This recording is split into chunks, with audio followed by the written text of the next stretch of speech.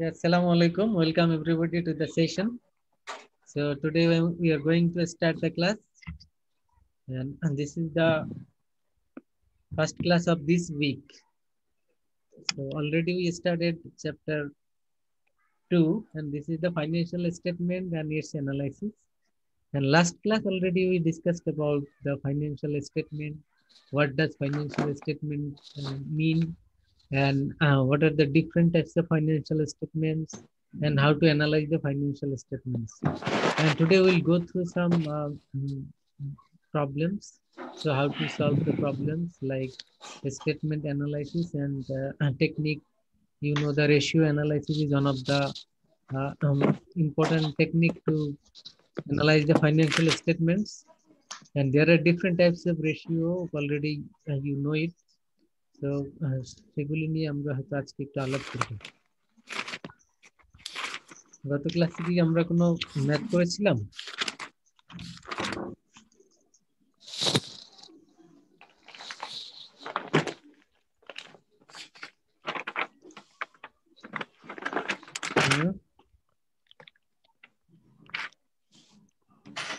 গত ক্লাসেরটা তো বলতে পারতেছি না স্যার। তুমি তো ছিলে না, তাই তো? জি স্যার। আচ্ছা, আমরা রেশিও অ্যানালাইসিস শুরু করেছিলাম, এটা নিয়ে ডিটেইল আলাপ করিনি। তোমাদেরকে বলেছিলাম এটা দেখো আর কি, different types of ratio formula এগুলি দেখতে বলছিলাম। বই তো আছে সবার কাছে নাকি? জি স্যার। আচ্ছা, রেশিও অ্যানালাইসিস হলো একটা টেকনিক, যে টেকনিকের মাধ্যমে we can analyze the financial statements. Page number 65. 65.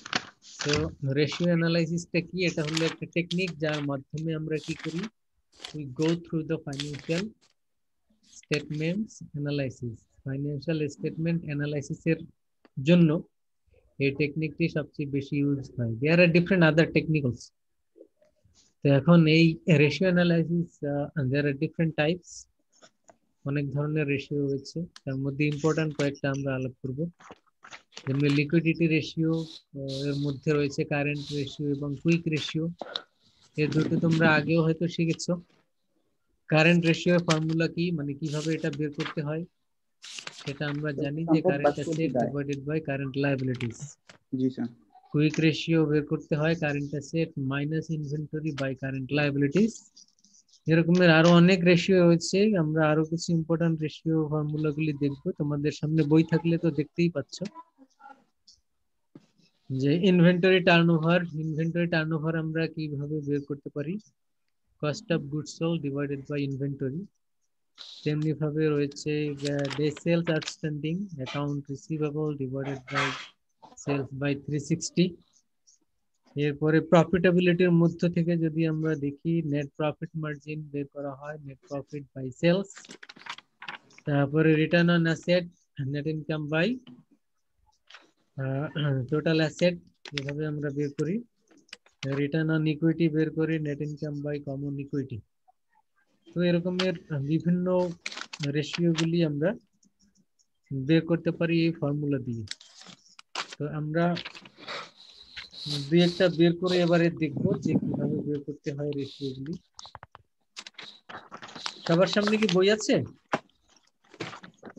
Sir খাতা আছে স্যার, বই নেই। আচ্ছা,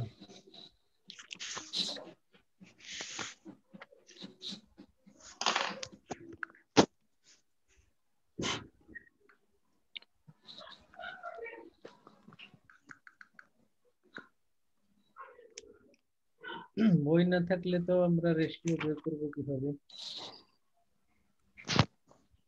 স্যার বইয়ের পিক তুলা স্যার, স্ক্রিন শেয়ার করলে তো স্যার মেবি আমরা দেখতে পারবো।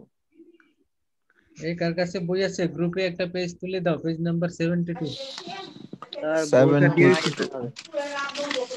পেজ নাম্বার 72টা গ্রুপে দেওয়ার জন্য।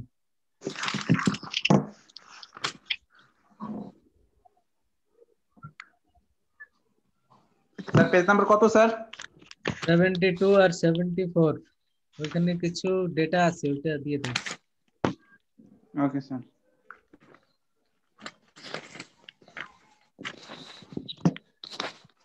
এটা টেবিল আছে, ওই টেবিলটা হাইলাইট করলেই হবে।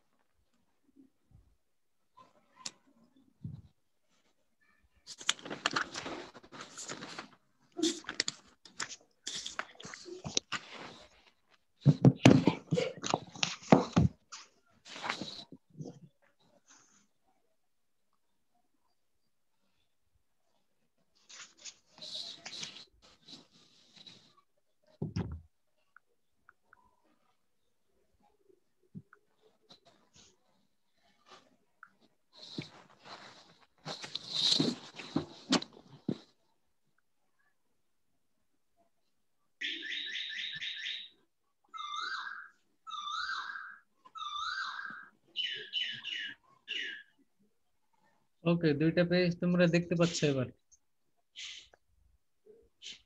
পেয়েছো না সবাই? জি স্যার। আচ্ছা, 72 আর 74। জি। এখানে দেখো, ওখানে 72 পেজে কি আছে, এখানে ব্যালেন্স শিট। এই ব্যালেন্স শিটের মধ্যে কি কি আছে? অ্যাসেট এবং লায়াবিলিটি এন্ড ইকুইটি এবং এর কম্পোনেন্টস গুলি ডিটেল দেয়া আছে। এখন প্রশ্ন হলো, এখান থেকে যদি আমরা কিছু রেশিও বের করতে চাই, মনে করো কারেন্ট রেশিও বের করব, তাহলে কি করব, কিভাবে করব? কারেন্ট রেশিওর কারেন্ট ফর্মুলা কি? Current asset divide by current liability.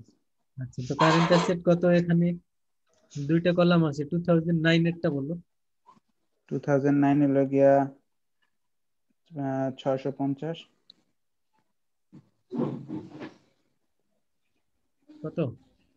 Sir current asset হলো গিয়া স্যার 11 একটু স্যার একটু ক্যালকুলেটর আছে। Current asset current ratio CR 4000 current asset ভাগ current liabilities 900। Current asset sir 1 এখানে পয়েন্ট, দেয়া আছে জি স্যার 1.222। 1100 না? জি স্যার 1100। আর কারেন্ট লায়াবিলিটি কত? 900। 900। তাহলে কত হয়? 1.22। 1.22। তার মানে আমরা যদি ফাইন্যান্সিয়াল স্টেটমেন্ট জানি, then we can calculate the ratio by applying the formula। তাহলে আমাদের দুইটি বিষয় জানতে হবে, এক হলো রেশিওর ফর্মুলাগুলি জানতে হবে, আর সেকেন্ডলি এটা অ্যাপ্লাই করার জন্য আমাদের ডেটা থাকতে হবে, তার মানে ফাইন্যান্সিয়াল স্টেটমেন্টস। ফাইন্যান্সিয়াল স্টেটমেন্টস মানে কি, ব্যালেন্স শিট বা ইনকাম স্টেটমেন্ট, এগুলি দরকার। তাহলে আবার 74 পেজ থেকে আরেকটি ইনফরমেশন বের করি। মনে করো আমরা যদি আর ও এ বের করতে চাই, কি বের করব আমরা? কোনটা? মনে করো অনেক ফর্মুলাই তো আছে। জি sir, quick or acid test sir. এখন বের করব আমরা প্রফিটেবিলিটি থেকে একটা বের করি, লিকুইডিটি থেকে তো বের করলাম। Net profit, net profit margin যদি বের করি তাহলে কি করব? স্যার নেট প্রফিট মার্কেট বের করতে হলে স্যার ওই net profit divide by sales, net sales বা সেলস। এখানে কত দেওয়া আছে? Net income 50, sales 1000।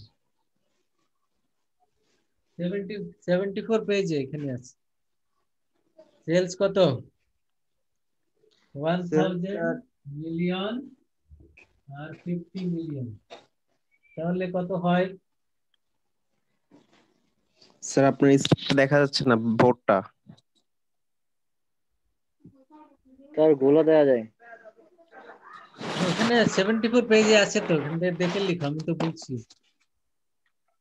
জি স্যার, লিখেছি। তো নেট ইনকাম কত দেয়া আছে ওখানে দেখো। স্যার নেট ইনকাম তো net asset net profit, net income তো স্যার দেয়া 1000 নেট ইনকাম 1000। নেট ইনকাম $50 দেখো, মিলিয়ন ডলার, 50 মিলিয়ন 74 পেজে। সরি, সেলস হচ্ছে গিয়া ও সেলস পাইছি কত? স্যার 1000 65 পেজ 1000, তাহলে সেলস 50 1000 50 ডিভাইডেড বাই 1000 কত হয়? স্যার এটা স্যার পেজ কি 0.05 65 0.05 তার মানে 5%, তাই না? কত পার্সেন্ট? 05 পার্সেন্টেজ করলে 5%, 100 দিয়ে মাল্টিপ্লাই করলে কত হয়? 5%। 0.05 স্যার 0.05 না, তাহলে 5%। সেটাই তো বললাম, 5%। জি স্যার ঠিক আছে। তাহলে এভাবে আমরা রেশিও বের করতে পারি। তো আমরা ভাইভাতে তো আর তোমাদের ম্যাথ জিজ্ঞেস করবো না, ফর্মুলা জিজ্ঞেস করবো। তাহলে তোমরা কোন কোন ফর্মুলা পড়বে সেটা দেখো। লিকুইডিটির মধ্যে পড়বে দুইটা, ঠিক আছে? ওই পেজটা আছে স্যার না বোর্ডে সামনে? ফর্মুলাগুলো একটু লিখে দিবেন। স্যার আমি এটা ছবি তুলে পাঠিয়ে দিয়েছি 65 পেজের স্যার ফর্মুলাগুলো। হ্যাঁ, এটা তো সবার সামনে আছে, তাহলে দেখতে পাচ্ছ না?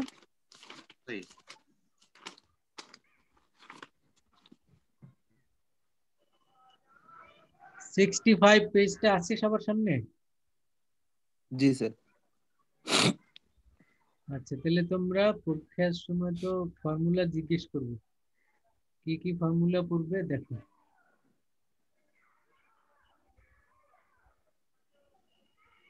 কয়টা স্যার? এখানে তো অনেক আছে, আমি যেগুলি বলে দিচ্ছি। কারেন্ট রেশিও দেখতে পাচ্ছ, আমি লিখেও দিচ্ছি। স্যার লেখাটা একটু বড় করেন স্যার, ভালো লাগবে। না ঠিক আছে, দেয়া আছে তো বইয়ে। আরে এনে দেখা বুঝতে হবো না। কুইক রেশিও এবার দেখতে পাচ্ছ? জি স্যার।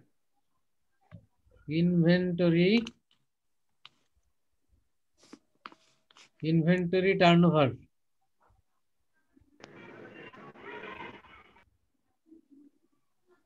তারপরে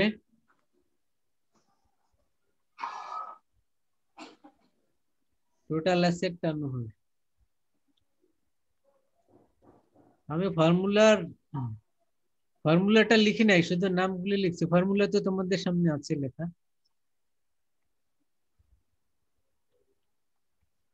এগুলির ফর্মুলা শিখবে, টোটাল অ্যাসেট টার্নওভার, তারপরে debt to total asset. Sir ভাইবার সময় ছোট ছোট অঙ্ক দেওয়া যায় না স্যার? আপনি বললেন, আমরা ক্যালকুলেটর নিয়ে তাড়াতাড়ি করে ফেললাম ফর্মুলা দেয়া ফেলায়। যাবে, দেয়া যাবে। নেট প্রফিট মার্জিন, ROA,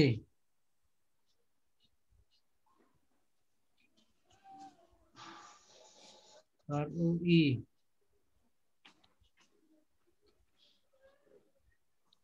কয়টা হলো?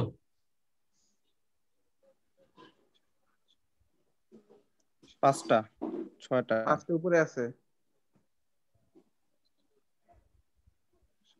1 2 3 4 5 6 8টা। 8টা স্যার। 8টা মাস্ট, সবার এটা জানতেই হবে, পারতেই হবে। ওকে, জি স্যার। জিজ্ঞেস করলে যাতে বলতে পারো ফর্মুলাটা। যদি জিজ্ঞেস করি ROA ফর্মুলা বলো, কি বলবে? Net common. Income by total asset, জি স্যার। ঠিক আছে? জি স্যার। এখন যদি তোমাদের এখানে একটা ব্যালেন্স শিট দেখাই, দেখিয়ে বলি তুমি এখান থেকে ROA বের করে বলো তো কত, পারবে না? ইনশাআল্লাহ। তো তুমি ওখান থেকে মনে করো একটা ব্যালেন্স শিট দিলাম, এখানে স্ক্রিনে শো করলাম, তোমাকে বললাম যে এখান থেকে দেখে বলো কারেন্ট রেশিও কত। তুমি কি করবে? কারেন্ট অ্যাসেট তো এখানে থাকবে, ওটা দিয়ে কারেন্ট লায়াবিলিটি ডিভাইড করে বলবে যে ratio, this is the answer. তার মানে এই ফর্মুলাগুলির মধ্যে থেকে আমি জিজ্ঞেস করব। তো এর জন্য তোমাকে এই ফর্মুলাগুলি ভালো করে জানতে হবে। তো মনে করো এখানে আছে কি ইনভেন্টরি টার্নওভার, ফর্মুলা কি বলো? স্যার এই ফর্মুলা গুলা কিভাবে কি করবো স্যার, আমি গত ক্লাসটা পাইনি। ফর্মুলাগুলি ওই যে 65 পেজে কস্ট অফ সবগুলি গুড, লেখা আছে। জি sir, cost of good sold divide by inventory. Sir cost of good inventory, sold এটা কি স্যার বিক্রিত পণ্যের ব্যয় স্যার? জি। আমরা যেই প্রোডাক্ট সেল করি, এই প্রোডাকশন বা ম্যানুফ্যাকচারিং এর জন্য এর মধ্যে র মেটেরিয়ালস, লেবার, অন্যান্য যা খরচ আছে স্যার সবগুলি এটার ফর্মুলা টোটাল। স্যার যে প্রারম্ভিক মজুত পণ্য প্লাস স্যার ওই মজুরি ক্রয় বা ক্রয় ফেরত লাস্টে সমাপনী মজুত পণ্য বাদ দিলে যেটা পাই না স্যার? জি। নিশ্চয় দিস্তা নেট নেট ইয়া কই নেই তো লাগে তো আমরা এখানে ফর্মুলাগুলি তোমাদের সামনে আছে, মাহফুজ তো পেজটা তোমাদেরকে দিয়ে দিয়েছে, তোমরা ওখান থেকে সবগুলি 8টা ফর্মুলা মুখস্থ করবে। শুনছি সবাই? জি স্যার। আচ্ছা, তাহলে এটি গেল। এরপরে পেজ নাম্বার 67, এখান থেকে পূর্বে uses and limitations of ratio analysis, এটা তোমাদেরকে দেখতে বলছিলাম। ফাইন্যান্সিয়াল স্টেটমেন্টের ইউজার কারা? দুই ধরনের ইউজার আমরা বলেছিলাম, একটা হলো ইন্টারনাল, একটা হলো এক্সটার্নাল। ইন্টারনাল ইউজার এবং এক্সটার্নাল ইউজার জি স্যার। যারা ফার্মের মধ্যে বলতে ম্যানেজার এবং এই কোম্পানির নিজস্ব যারা, এরা ইন্টারনাল। আর এক্সটার্নাল বলতে কোম্পানির যারা আউটসাইডার, যেমন ইনভেস্টর, ক্রেডিটর, সাপ্লায়ার্স, এরা হলো এক্সটার্নাল। স্যার ইনভেস্টরের ক্ষেত্রে স্যার একটা সমস্যা স্যার, এখানে তো স্যার মালিক তো আমরা তো ইনভেস্ট করছি স্যার, এখন স্যার আমরা কেন স্যার এটার বাইরে স্যার? ইনভেস্টরের মধ্যে তো শেয়ার হোল্ডার সবাই। ইনভেস্টর কারা? যারা কোম্পানিতে ইনভেস্ট শেয়ার করে, কিনে, হ্যাঁ শেয়ার কিনে স্যার। তারাই হলো ইনভেস্টর। শেয়ার হোল্ডাররা ইনভেস্টর, তারা কোম্পানির শেয়ার কিনবে কি কিনবে না এটা জানার জন্য, এটা বোঝার জন্য তাদের কোম্পানির অবস্থা জানতে হবে। এ কারণে তাহলে স্যার এখানে, ফাইন্যান্সিয়াল। জি স্যার এখানে তাহলে স্যার এটা এক্সটার্নাল, যে আমি যদি শেয়ার কিনে ফেলি স্যার, তাহলে স্যার আমি ইন্টারনাল ইউজার হয়ে গেলাম না? আমি তো ইন্টারনাল রিসোর্সের ব্যবহার করতেছি না, আমি আমার কোম্পানি বিনিয়োগ করছি, আমার কোম্পানির ইয়াটা দেখতে পারতাছি, এই ব্যালেন্স শিটটা, তখন আমার ব্যালেন্স শিটটা স্যার আমার কাছে ইন্টারনাল হবে না এক্সটার্নাল হবে স্যার? এখানে তোমার চিন্তা করতে হবে, কোম্পানি একটা এন্টিটি, ইনভেস্টর একটা এন্টিটি, মানে কোম্পানি একটা সত্তা আর কোম্পানির মালিক সেটা আর একটা সত্তা। কোম্পানি তো আমরা, it is separate legal entity. G sir. Company একটা সত্তা এবং কোম্পানির মালিক বা ইনভেস্টররা আর একটা সত্তা। জি স্যার। তাহলে এখন কোম্পানির ইন্টারনাল বলতে কোম্পানির মধ্যে যারা ম্যানেজার, যারা কোম্পানির পরিচালনা করে, সিইও, ম্যানেজার, এরা কোম্পানিকে অ্যানালাইসিস করবে, তারা ইন্টারনাল। আর কোম্পানিতে যারা ইনভেস্ট করেছে তারা ওনার, কিন্তু তারা এবং কোম্পানি তো এক না, দুইটা আলাদা সত্তা। জি sir. You got the point? জি স্যার, তো বুঝতে পারছি। সেই ক্ষেত্রে কোম্পানি একটা সত্তা আর ওরা হলো বাইরের আলাদা সত্তা। যারা কোম্পানিতে শেয়ার কিনেছে তারা বাইরের, আর যারা কোম্পানিকে লোন দিয়েছে তারা হলো ক্রেডিটর্স, তারাও বাইরের। তো শেয়ার হোল্ডার্স বা ওনার্স বা ইনভেস্টর্স একই কথা। আর ক্রেডিটর্স, তারাও টাকা দিয়েছে, লোন দিয়েছে, তারা শেয়ার কিনেনি, এই কারণে তারা ক্রেডিটর্স। Okay sir. তো এখন এরা হলো এক্সটার্নাল। তো আমরা ইন্টারনাল এক্সটার্নাল এভাবে ভাগ করতে পারি, আর টোটাল গ্রুপকে আমরা অন্যভাবেও বলতে পারি, যে ম্যানেজার্স একটা গ্রুপ, তারপরে ক্রেডিটর্স একটা গ্রুপ, তারপরে ইনভেস্টর একটা গ্রুপ। এই টোটাল 3-4টা গ্রুপ রয়েছে যারা কোম্পানির অ্যানালাইসিস নিয়ে কনসার্ন, কোম্পানির ভালো মন্দ নিয়ে কনসার্ন, তাদের জানতে হয় কোম্পানির অবস্থা কি, আর এই জানার জন্যই they need to have the financial statement analysis. বুঝছো? জি স্যার। এটা গেল আমাদের ইউজেস। লিমিটেশন কিসের use? Ratio analysis. Ratio analysis টা ইউজ করবে কারা? এই যাদের কথা বললাম ইন্টারনাল এক্সটার্নাল, এদের দরকার। কেন দরকার? Because they want to know the financial condition, financial position, performance of the firm. এটা জানার জন্য তাদের রেশিও রেজাল্ট গুলি জানতে হবে। আচ্ছা, মনে করো তুমি নিজের ফিজিক্যাল কন্ডিশন সম্পর্কে জানতে চাচ্ছ, কি করবে? কিছু টেস্ট করলে। এখন এই টেস্ট করলে তুমি নিজেরটাও নিজের রেজাল্ট দেখে জানতে পারো, আচ্ছা এগুলি এগুলি রেজাল্ট, তাহলে আমার অবস্থা ভালো না খারাপ। আবার ডাক্তার এক্সটার্নাল, সেও আবার এগুলি দেখে জানতে পারবে যে তোমার শরীর কেমন। তাহলে এখানে ইন্টারনাল এক্সটার্নাল, তুমি নিজেরটা তুমি জানতে পারো, তুমি ইন্টারনাল। আর বাইরের ডাক্তারও আবার তোমার সম্পর্কে জানতে পারে, সে এক্সটার্নাল। কি দেখে জানতে পারো? এই টেস্ট রেজাল্ট। তেমনি ভাবে কোম্পানির এই রেশিও রেজাল্ট গুলি দিয়ে কোম্পানির ইন্টারনাল ইউজাররা তারাও বুঝতে পারে যে আমাদের কোম্পানির অবস্থা কি। আর যারা এক্সটার্নাল, কোম্পানিতে ইনভেস্ট করতে চায়, কোম্পানিতে লোন দিতে চায়, এরকমের যেসব পার্টি রয়েছে, তারাও জানতে পারে কোম্পানির অবস্থা কি। এখন প্রশ্ন হলো এই অ্যানালাইসিস করতে গিয়ে, এই রেশিও অ্যানালাইসিস করতে গিয়ে দেয়ার আর সাম প্রবলেমস। সেই প্রবলেমস গুলি কি আমরা সেটা দেখবো। এখানে বই যাদের সামনে আছে দেখো, 1 2 3 4 এরকমই অনেকগুলি পয়েন্ট দেওয়া আছে, 8টি পয়েন্ট দেওয়া আছে, বুঝছো? জি স্যার। 1 নম্বর প্রবলেম কি আছে এখানে দেখো, many large firms operate a number of divisions in very different industries. অনেক কোম্পানি আছে যাদের ভিন্ন ভিন্ন সিস্টার কনসার্ন থাকে। মনে করো প্রাণ আরএফএল, এই কোম্পানির বিভিন্ন সিস্টার কনসার্ন রয়েছে। তাদের প্লাস্টিক আছে, স্যার কত পেজ এটা স্যার? 67। তাদের প্লাস্টিক আছে, পাঠাই তাদের দিছি, পেজটা পাঠাই দিছি ফার্নিচার গ্রুপে আছে, দেখ। তাদের ফুড অ্যান্ড বেভারেজ আছে। তার মানে বিভিন্ন জায়গাতে বিভিন্ন সিস্টার কনসার্ন, বিভিন্ন কোম্পানি আছে তাদের। এখন তুমি মনে করো আরএফএল এর প্লাস্টিক নিয়ে অ্যানালাইসিস করলে, যে প্লাস্টিক ইন্ডাস্ট্রি ওদের অবস্থা কেমন। এটা হলো একটা সিস্টার কনসার্ন। তার মানে এইটা ভালো অথবা খারাপ দেখে তুমি ওভারঅল আরএফএল এর কথা বলতে পারবে না যে ভালো বা খারাপ।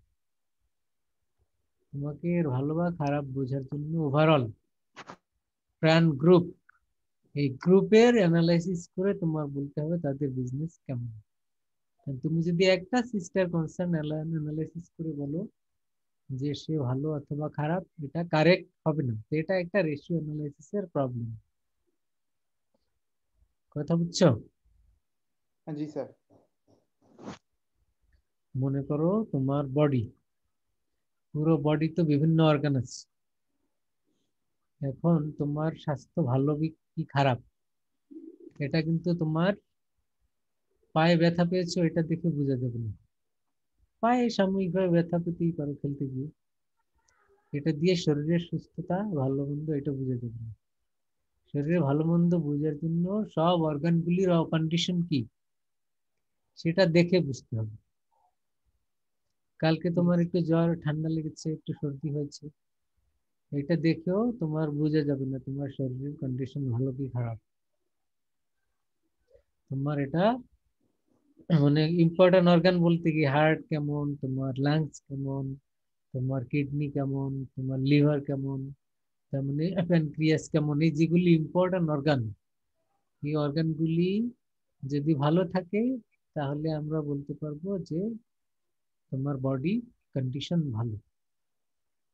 তাহলে একইভাবে কোম্পানির এরকমের বিভিন্ন সিস্টার কনসার্ন থাকে, মানে কোম্পানি প্যারেন্টস এবং তার বিভিন্ন হ্যান্ডস, বিভিন্ন সিস্টার কনসার্ন। এখন মনে করো আকিজ গ্রুপ অফ কোম্পানি, আকিজের তো অনেক বিজনেস আছে। তুমি আকিজ সিমেন্ট মনে করো, এটা একটা বিজনেস তাদের। সিমেন্টের অবস্থা মনে করো তাদের এখানে প্রফিট কম। তো এখন এটা দেখে তুমি বলতে পারবে না যে তাদের ভালো খারাপ। আচ্ছা, আকিজ প্লাস্টিকও আছে, আকিজ প্লাস্টিক দেখে তুমি বুঝতে পারবে না এটা ভালো কি খারাপ। মানে overall Akij group of company সবগুলি মিলে রেশিও অ্যানালাইসিস করে তোমার বলতে হবে যে আকিজ গ্রুপের অবস্থা কেমন। কথা বুঝছো? জি স্যার। ওকে, নাম্বার 2 দেখো, most firms want to be better than average.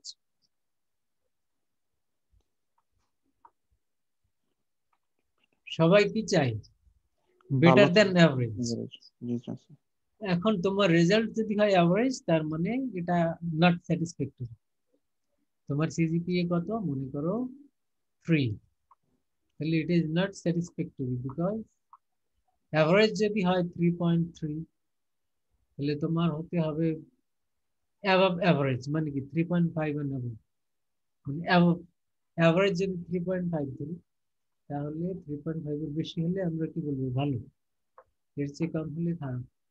তুমি যদি মনে করো না আমার তো 3 প্লাস 3 পয়েন্ট সামথিং আছে, এটা দেখে, আর 3 পয়েন্ট তো মানে হলো ফার্স্ট ক্লাস, তো সেই হিসাবে তুমি চিন্তা যদি করো যে তাহলে তো ভালো আছে না, এভাবে চিন্তা করলে চলবে না, বিকজ তোমাকে আরেকজনের সাথে তো কম্পেয়ার করতে হবে। সেক্ষেত্রে you need to have above average, not below average. আর শুধু অ্যাভারেজ হলেও not satisfactory, you need to have above average. কথা বুঝছো? জি স্যার, বুঝতে পারছি।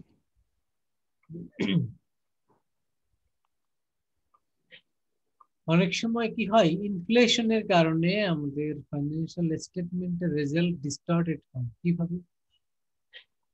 যে আমাদের প্রফিট কত, মনে করো 10 লাখ টাকা, কিন্তু ইনফ্লেশনের কারণে এই 10 লাখ তো আর 10 লাখ এখন নাই, অনেক বেশি ইনফ্লেশন হয়েছে, যার কারণে এই 10 লাখের ভ্যালু কমে গিয়েছে। তো আমরা 10 লাখ দেখে যদি মনে করি ওয়াও, মানে huge amount of profit made by the company, so performance is far much better, এটা আসলে ভুল হবে। কারণ এই 10 লক্ষ তো 10 লক্ষ নাই, because of inflation the value of 10 lakh টাকা ডিক্রিজ, অনেক কমে গেছে। মনে করো 10% ইনফ্লেশন, তাহলে 10% ভ্যালু কমে গেছে, কিন্তু আর 10 লাখ নাই, তো 9 লাখ আছে মনে করো। এখন এটা আরেকটি বিষয় যে শুধু আমাদের যেটা প্রফিট শো করা হয় সেটা দেখেই আমরা বুঝতে পারবো না যে কোম্পানির অবস্থা কেমন। We need to consider time value of money, inflation, এগুলি কনসিডার করতে হবে। তারপরে সিজনাল ফ্যাক্টর তো আরেকটা রয়েছে। সিজনাল ফ্যাক্টর কি, কোনো কোনো বিজনেসের সিজনাল ফ্যাক্টরের ইনফ্লুয়েন্স থাকে, যে কখনো বিজনেস ভালো কখনো খারাপ, এরকম হতে পারে। মনে করো যারা ড্রেসের বিজনেস করে, শীতের শুরুতে শীতের হিউজ সেল হবে, আবার শীত যখন শেষ হয়ে যাবে এগুলি আর সেল হবে না, তখন আবার গরম শুরু হবে, তখন সামার ফ্যাশন, সেটা আবার শুরু হবে। তাহলে এক একটা সিজনে এক একটা ট্রেন্ড থাকে। আবার যদি অন্যভাবে বলি, মনে করো ঈদের সময় আবার যে ডিমান্ড, অন্যান্য সময় ডিমান্ড কম, তার মানে এখন আমরা যদি ঈদের সময় সেল দেখে বলি ও কোম্পানির অবস্থা তো খুবই ভালো, হিউজ অ্যামাউন্ট অফ সেল, এটা কারেক্ট হবে না। কারণ কি? কারণ ওই সময় তো ঈদ ছিল। এখন মনে করো কোম্পানির পারফরমেন্স আমরা মেজার করতে গিয়ে দেখলাম যে কোম্পানির জানুয়ারি থেকে জুন এই 6 মাসের, আবার জুলাই থেকে ডিসেম্বর এই 6 মাসের, আমরা বললাম জানুয়ারি থেকে জুন এই পারফরমেন্স তো কোম্পানির অনেক ভালো, তাহলে জুলাই থেকে ডিসেম্বরে আরো ভালো হবে। কিন্তু তোমাকে খেয়াল করতে হবে, এই যে জানুয়ারি থেকে জুন পর্যন্ত 2টা ঈদ ছিল মনে করো, এই 2টা ঈদের কারণে তাদের সেল অনেক বেশি ছিল, কিন্তু অন্য সময় তো 2টা ঈদ নাই, জুলাই থেকে ডিসেম্বরে 2টা ঈদ পরে নিতে পারে। তাহলে এ কারণে ওই সময় কম হয়েছে। তার মানে এই না যে ওরা পারফরমেন্স ওদের খারাপ আর ওই সময় ভালো, মানে এইগুলি সিজনাল ফ্যাক্টর গুলিকেও কনসিডার করতে হয় when we make financial analysis। বুঝছো? হ্যাঁ জি স্যার, বুঝো নাই? বুঝছি স্যার। আরেকটি কথা হলো উইন্ডো ড্রেসিং। উইন্ডো ড্রেসিং মানে বেশি শো আপ করা, তোমার যা নাই তার শো আপ করা। আমাদের ফ্রেন্ড সার্কেলই দেখবে যে এমন ভাবসাব নিয়ে চলে, মনে হয় যে সে একজন কোটিপতি। কোটিপতি হলে ঠিক আছে, কিন্তু কোটিপতি যদি না হয় তাহলে তার ভাব এই যে শো আপ করলো সে, তাহলে সেটা তো মিস রিপ্রেজেন্টেশন, এটাকে বলে উইন্ডো ড্রেসিং। উইন্ডো ড্রেসিংটা কি, যা নাই তা শো আপ করা। অনেক সময় কোম্পানি উইন্ডো ড্রেসিং করে। উইন্ডো ড্রেসিং স্যার করে সব মানে, ব্যাপারটা কি স্যার কোম্পানির ক্ষেত্রেও হয় স্যার না? হ্যাঁ কোম্পানির ক্ষেত্রে হয় যে আসলে সে প্রফিট করেনি, কিন্তু শো আপ করেছে অনেক বেশি প্রফিট, মানে কোম্পানির অবস্থা খুব ভালো, কিন্তু আসলে ভালো না।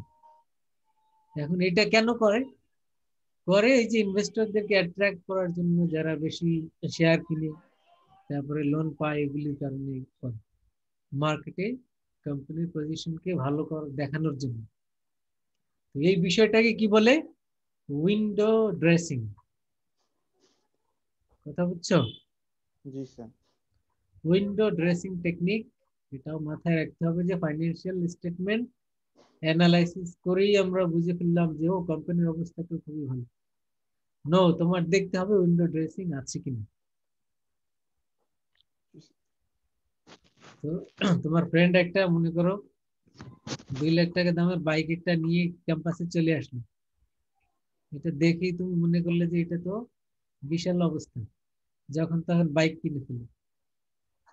ওটা তো হয়তো তার বাইক না, আরেকজনের একটা একদিনের জন্য সে নিয়ে আসছে। এটা হলো উইন্ডো ড্রেসিং। কথা বুঝছো? জি স্যার। জি স্যার। তো এখানে different accounting practices can distort companies. Accounting এর তো বিভিন্ন রুলস, বিভিন্ন সিস্টেম আছে। গ্যাপ তোমরা নাম শুনেছো, জেনারেলি অ্যাকসেপ্টেড অ্যাকাউন্টিং প্রিন্সিপাল, এটা সবারই ফলো করতে হয়। তারপরে মনে করো ডেপ্রিসিয়েশনের বিভিন্ন রুলস আছে, কোন মেথডে ডেপ্রিসিয়েশন মেনটেন করবে। তো এসব কারণে কি হয় যে কোম্পানির প্রফিট অনেক সময় বেশি কম হয়ে যায়। এটাও আমাদের দেখতে হবে যে সে অ্যাকাউন্টিং সিস্টেম প্রপারলি ফলো করে কিনা, বা কোন সিস্টেম সে ফলো করে। কারণ এই সিস্টেমের কারণে অনেক সময় কম বেশি হয়ে থাকে।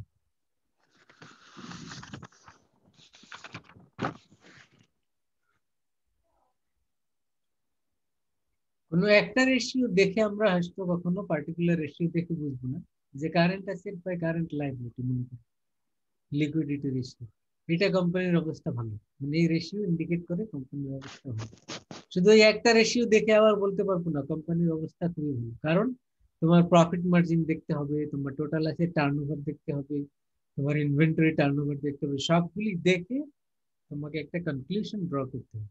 কোনো একটা বিষয় দেখে আমরা বলতে পারবো না। তোমার ফ্রেন্ড হাতের লেখা খুবই সুন্দর, তো খুব ভালো স্টুডেন্ট, এরকম একটা ফ্যাক্টর দেখে বলতে পারবে না।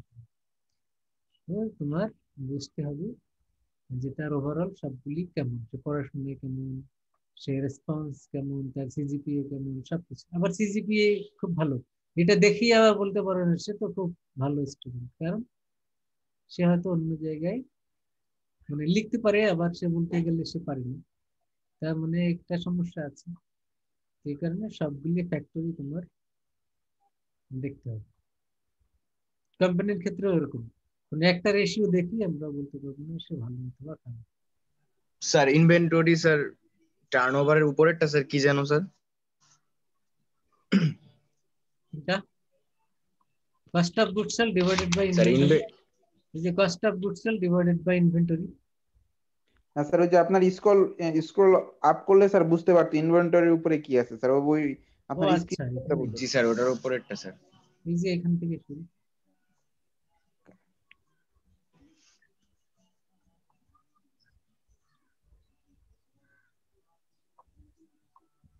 এই যে এই কয়টা, এটা জিমের কারণে হয়েছে, জিমকে বড় করে লিখতে।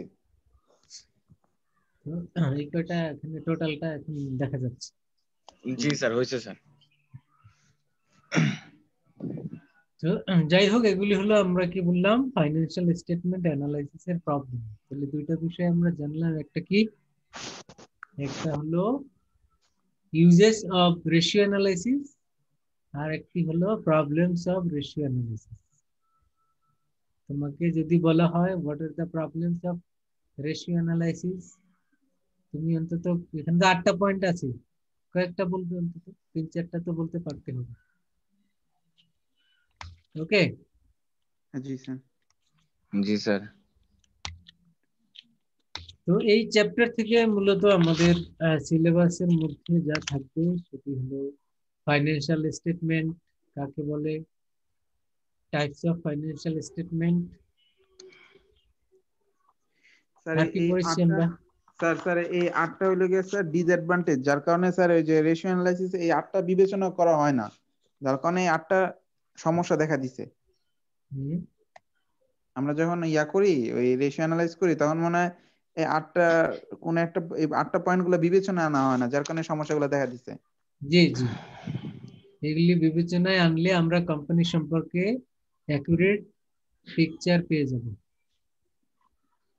এখন মনে করো তুমি বিয়ে করতে যাবে, এখন মেয়ের চেহারা ভালো, মানে একটা ফ্যাক্টর দেখেই মেয়ে পছন্দ করে ফেললে, এরপরে বিয়ের পরে তো তার আসল রূপ বের হয়ে গেল, এইগুলি তো তুমি আগে কনসিডার করোনি, তাহলে কি হবে? না স্যার। তাহলে এই জন্য এটা হবে উইন্ডো ড্রেসিং। উইন্ডো ড্রেসিং কি, তাকে মেকআপ করিয়ে তোমাকে দেখানো হলো, মেকআপ করিয়ে সুন্দর করে শো আপ করা হলো, এবং তুমি তো দেখে মুগ্ধ, এত সুন্দর চেহারা, তুমি বিয়েতে রাজি, কিন্তু পরবর্তীতে দেখা গেল এর বিভিন্ন বদ গুণ, সে হিজাব করে না, সে তোমার কথা শুনে না, তোমাকে অসম্মান করে, যা ইচ্ছে তাই করে, ফ্রেন্ড সার্কেলের সাথে রিলেশন মেনটেন করে। তার মানে এবার তো তুমি বুঝছো যে অবস্থা কি। তাহলে ভুলটা কোথায় হয়েছে? একটি ফ্যাক্টর দেখে ডিসিশন নেওয়া ঠিক না, এটা সব জায়গায়, কিন্তু শুধু এই রেশিও অ্যানালাইসিসের মানে কোম্পানির ক্ষেত্রে না, সব জায়গাতে একটা ফ্যাক্টর দেখি আর অন্যান্য ফ্যাক্টর গুলিকেও তোমার দেখতে হবে। ওকে, জি স্যার। এই চ্যাপ্টারে আমরা আর কি পড়লাম? ফাইন্যান্সিয়াল স্টেটমেন্টস, তারপরে টাইপস,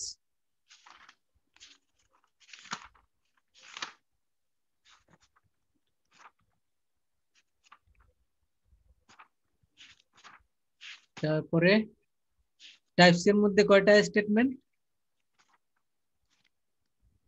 স্যার ইনকাম টাইপস, ওই যে ফাইন্যান্সিয়াল স্টেটমেন্ট যে বলে স্যার, 4টা। কয়টা? 4টা স্যার। 4টা কি কি? স্যার ব্যালেন্স শিট মনে হয় একটা আছে। আর ব্যালেন্স শিট, ও ও স্যার, জি স্যার। স্যার বাংলায় কই স্যার? বাংলায় বলবে কেন, বাংলায় আমরা পড়ি একটা, balance sheet, income statement, statement of owners equity, জি স্যার, আর হলো ক্যাশ ফ্লো স্টেটমেন্ট। জি স্যার, জি স্যার, জি স্যার, বুঝছো? জি স্যার, বুঝছি স্যার।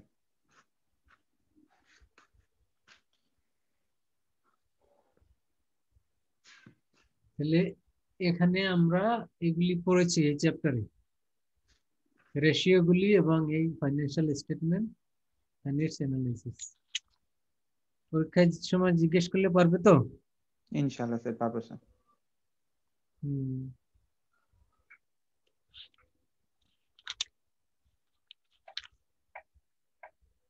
তাহলে এই চ্যাপ্টার মোটামুটি শেষ আমাদের।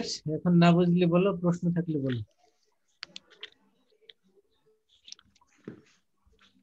স্যার আপনার পরীক্ষার রেজাল্টটা স্যার সবচেয়ে ভালো হওয়ার কারণটা হইব স্যার এই যে রেকর্ডিংটার কারণে স্যার, কারণ কিছু না বুঝতে পারলে পরবর্তীতে আবার দেখা যাবে। আচ্ছা, কিন্তু দেখো তো তোমরা, জি স্যার, দেখো জি তোমরা, স্যার, জি স্যার, কারণ অন্য এক জি ক্লাসে স্যার, জি স্যার। কোনো এক স্টুডেন্ট সে 2টা ক্লাস মিস করেছে, আমি বললাম তো ভিডিও দেয়া আছে, এটা দেখে নিও। এটা খুবই আমাদের জন্য হেল্পফুল। সে না, শুনো, সেই স্টুডেন্ট বললো স্যার এটা তো অনেক লম্বা টাইম, 1-1.5 ঘন্টা, এতক্ষণ তো আসলে দেখা দেখা হয় না, এই কারণে। আমি বললাম তুমি ক্লাস মিস করেছো, এই কারণেই তো তোমাকে দেখতে বললাম, তুমি কেন দেখো না? বলে স্যার এত সময় ধরে দেখা হয় না, এই কারণে। এই জন্য তোমাকে জিজ্ঞেস করলাম, তোমরা দেখো তো। এখন যে ক্লাস করেছো লাইভ ক্লাস, তার তো না দেখলেও চলে, তুমি তো ক্লাসে অ্যাটেন্ড করেছো। হ্যাঁ, এখন যে ক্লাস করেনি তার তো অবশ্যই দেখতে হবে, আর তোমার যদি রিভিউ দরকার হয় যে আমি একটু ভুলে গেছি, তখন তুমি টেনে ওইখানে গিয়ে দেখো, সমস্যা কি? পুরোটা না দেখো, টেনে টেনে দেখো ওইখানে, তাই না? জি স্যার। তো সেটা যদি তুমি না করো তাহলে কেমন হয়? তো যাই হোক, আমরা এখানে এই চ্যাপ্টার শেষ হলো। তাহলে আমাদের কয়টা চ্যাপ্টার শেষ হলো? তিনটি চ্যাপ্টার শেষ হলো না? হ্যাঁ জি স্যার, 3টি চ্যাপ্টার শেষ হয়েছে। আজকে তোমাদের ক্লাস টেস্ট কি নিয়েছিলাম? স্যার আমার ক্লাস টেস্ট বাকি আছে স্যার। তো তুমি অ্যাটেন্ড করোনি, আর বাকি তো সবাই অ্যাটেন্ড করেছিল। জি স্যার। জি স্যার। স্যার আমি করতে পারিনি। কে কে? স্যার মোহাম্মদ রাজীব হোসেন। রাজীব আর মাহফুজ। আচ্ছা, আরেকটা টেস্ট তো আমরা নিব, ওইটা আবার মিস করো না। আচ্ছা স্যার কালকে টেস্টটা দেই স্যার ক্লাসের আগে। কালকে আমরা তো সিলেবাস তো আমাদের এই 3 চ্যাপ্টার, কালকে রিভিউ করব, আর তোমাদের কোনো সমস্যা থাকলে সেগুলি আলাপ করব। জি স্যার। তোমরা এজন্য পুরোটা দেখে রাখবে যে কার কোথায় সমস্যা আছে, সেগুলি পয়েন্ট টু পয়েন্ট কোশ্চেন করবে এবং আমরা সেগুলি সলভ করার চেষ্টা করব। আর আচ্ছা ঠিক আছে, তোমরা যারা ক্লাস টেস্ট মিস করেছো, তোমরা এট দ্য সেম টাইম তোমরা টেস্টও অ্যাটেন্ড করবে। আমি একটা কোশ্চেন দিয়ে দেবো, তোমরা এদিকে লিখতে থাকবে, বাকিরা হয়তো সমস্যাগুলি বলবে, সেটাও চলতে থাকবে। ঠিক আছে? জি স্যার ঠিক আছে। তোমরা দুইজন শুরুতেই অ্যাটেন্ড করবে, তাহলে তোমাদেরকে শুরুতেই আমি টেস্টটা দিয়ে দিব। হ্যাঁ স্যার। জি স্যার এটাই। তো তোমরা বাকিরা অ্যাটেন্ড করতে করতে, ক্লাস শুরু করতে করতে তোমাদের টেস্ট শেষ হয়ে যাবে। জি স্যার, 10 মিনিটের মতো হয়ে যাবে ইনশাআল্লাহ। হ্যাঁ ইনশাআল্লাহ। তাহলে আর কোনো প্রশ্ন না থাকলে শেষ করি আজকে ইনশাআল্লাহ। Okay, best of luck. জি স্যার। আসসালামু জি স্যার। আলাইকুম।